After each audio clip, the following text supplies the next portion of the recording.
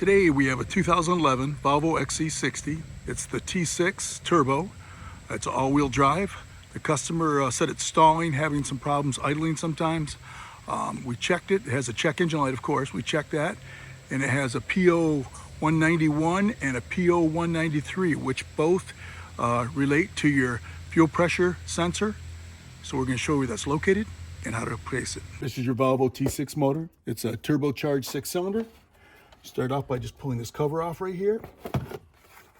Put that off to the side. And this happens to be your fuel rail right here in front. And your fuel rail pressure sensor happens to be right here on the end. This pressure sensor, there happens to be a T25 back here.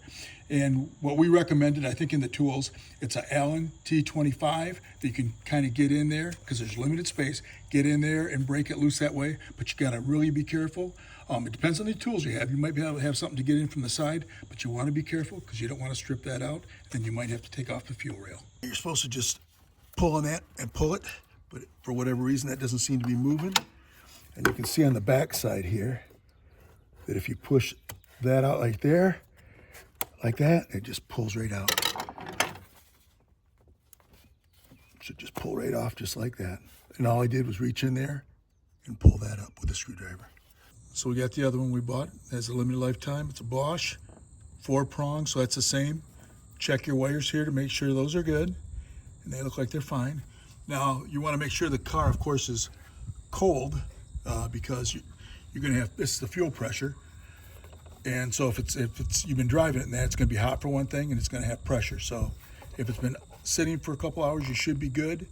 And that T25 you took out of there, I would replace it with something else. Unless you have the right thing to get that out, you can strip it, and it can be a real pain to get it out. You might have to remove this fuel rail. So the idea is all you got to do is once you get that T25 out, is to pull this out like that and quickly put the other one in, make sure the ring's on it.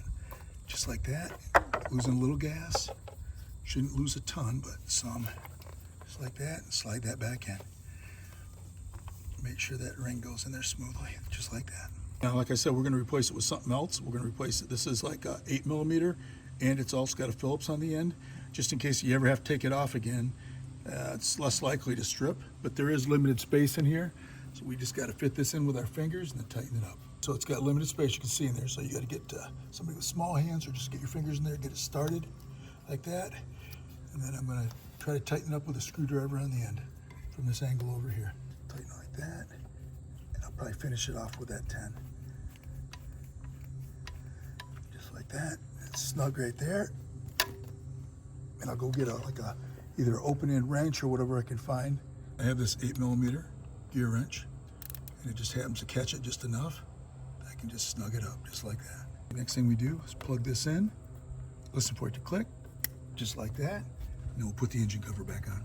Take the engine cover just like that, put that in place, let it clip down like that. And that's all it takes to do a fuel rail pressure sensor on a 2011 Volvo XC60 with a T6 motor.